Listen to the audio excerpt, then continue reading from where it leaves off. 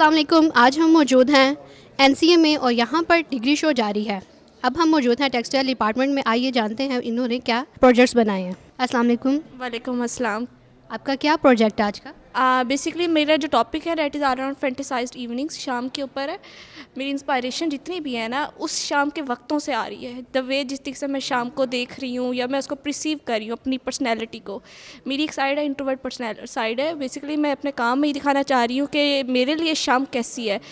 For me, मेरे लिए मैं समझती हूँ कि ये एक ऐसा टाइम है जो एक पीसफुल है, एक पुरस्कून वाला माहौल है। यूजुअली जब शाम होती है मैं बाहर जाती हूँ, नेचर को ऑब्जर्व करती हूँ। I am the type of person जो नेचर से बहुत ज़्यादा कनेक्टेड है। तो मैं जिस चीज़ से नेचर को देख रही हूँ, नेचर में मूवमेंट है, कलर चेंजिंग है, शेप चेंजिंग है। आप देखते हैं एक टाइम आता है जब चीज़ें हेजीनेस में चली जाती हैं। सो वो सब जो चीज़ें हैं ना मेरे लिए बहुत ज़्यादा इंस्पायरिंग है।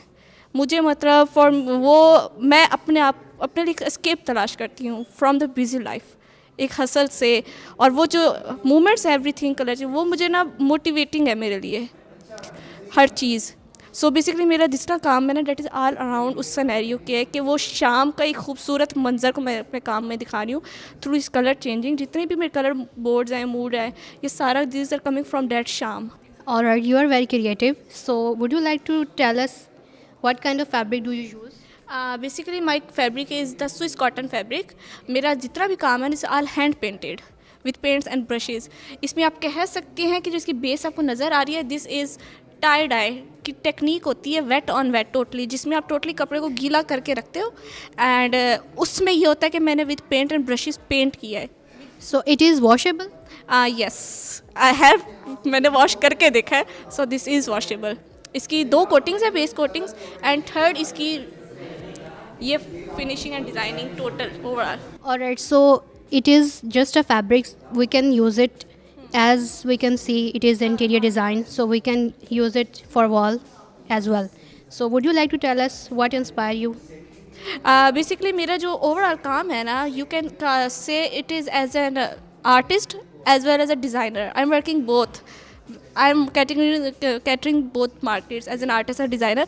सो बेसिकली मेरे जो आर्ट वर्क्स थे ना, when I was creating this, मेरे आर्ट वर्क्स जो थे ना एज एन इम्प्रेशनिस्ट में भी जा रहे थे, एब्स्ट्रैक्ट में भी जा रहे थे। बिकॉज आप का एक इमोशन होता है, एक मूड होता है। सो आप उसको, मुझे नहीं लगता मेरा टॉपिक लिमिट कर रहा था, मुझे लिमिटेड टू द कैबलरी जो आप नॉर्मल यूज़ कर रहे हो। तो इसमें बहुत इम्प्रेशनिस्ट मूड को मैं थ्रू कलर्स दिखा रही थी, थ्रू कैबलरी दिखा रही थी। So there was so much wonders. अगर आप मेरे आर्ट पीसेस खोल के देखेंगे तो यू कैन सी।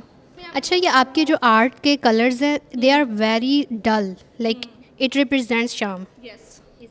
यस, ये सारे जितना मेरा अपना मूड है ना, the way I am seeing या परसीव कर रही हूँ मैं अपने आप को अपनी पर्सनैलिटी के साथ। यूजली आप देखेंगे पर्पल बहुत ज़्यादा है फॉर मी, क्योंकि मुझे लगता है कि मेरे पर्पल मुझे एक बहुत ज़्यादा एक एनर्जी देता है, बूस्टअप उस टाइम में। सो इसलिए मेरे कलर परसेंटेज उसकी ज़्यादा है। एंड बाकी जो कलर्स हैं, ऑकर्स की कलर पैलेट्स एंड आपको पर्पलिश थोड़े से उस तरीके के या पिंक्स वगैरह, ये सारे उस टाइम के कलर्स हैं जो मुझे फैसिनेट करते हैं। Alright, your idea is very creative. अस्सलाम वालेकुम। वालेकुम अस्सलाम। आपका क्या प्रोजेक्ट है? मेरा बेसिकली जो प्रोजेक्ट है वो सस्टेनेबिलिटी पर है। मैंने रिसाइकल वेस्ट को क्या कहते हैं, जितना भी हमारा वेस्ट है उसको मैंने रिसाइकल करके मटेरियल बनाया। वेस्ट में मेरे पास 2 इकसाम के वेस्ट हैं, जिसमें cigarette filters and plastic waste है। अच्छा, ये वो हैं जो डिकम्पोज नहीं हो सकते हैं? ये वो प्लास्टिक है जो एक बार दुनिया में आ जाते हैं और वो फिर पूरी लाइफ अराउंड 100 ईयर्स लेते हैं और दुनिया में पड़े रहते हैं और डिकम्पोज नहीं होते। उस सारे मटेरियल को उठा के जो वेस्ट प्लास्टिक था और वेस्ट सिगरेट फिल्टर्स था, उससे मैंने ये सारा जितना बेसिकली ये मटेरियल बनाया है। Alright, so we can use it for tiles और समथिंग लाइक दैट। ये अब आपकी वुड का, मार्बल्स का, टाइल्स का, कोरियान्स का, उन सारी चीज़ों का रिप्लेसमेंट है। क्योंकि अगर आप सिर्फ कोरियान को उठा के देख लेते हैं तो वो रेज़न से बना हुआ है, वो दोबारा उसी तरह हम उसको उसी शेप में रिसाइकल नहीं कर सकते। आप अगर उसको आज इधर छोड़ के जाते हैं तो वो अगले 100 साल भी इधर ही पड़ा रहेगा। बट ये जो मटेरियल बना हुआ है, ये नया सिनेरियो अगर टूट जाता है तो हम इसको उसी तरह उसी शेप में दोबारा से रिसाइकल कर सकते हैं और ये अराउंड 10,000 किलो तक का वज़न बर्दाश्त कर लेता है। So basically it is hard and इसको हम तोड़ नहीं सकते हैं ईजीली।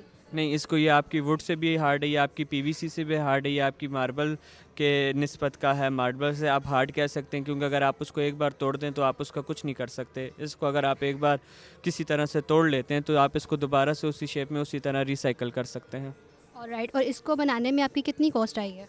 इसको बनाने के लिए बेसिकली ये मटेरियल पहले नहीं बना हुआ, तो इसको बनाने के लिए हम लोगों ने मशीनरी भी बेसिकली ख़ुद बनाई थी। उसमें हमारे पास एक ओवन था, फिर हमने ये देखा कि जो पिज़्ज़ा ओवन होता है हमारी रिसर्च के मुताबिक वो हमारा क्या कहते हैं नीड पूरी कर सकता है। फिर हम लोगों ने एक पिज़्ज़ा ओवन ख़रीदा, फिर हम लोगों ने एक प्रेस मशीन बनाई। ये पूरी एक ये जो मटीरियल ये पूरी एक रेसिपी के थ्रू गुजरा हुआ मटीरियल है जिसको हमने बनाया है। और एक शीट जो अब हम लोग 11 बाई 19 इंचज़ की निकालते हैं वो हमें अराउंड 150 टू 200 कॉस्ट करती है। राइट, तो अगर ये मार्केट में जाता है तो मार्केट में आप इसको कितने का सेल करेंगे?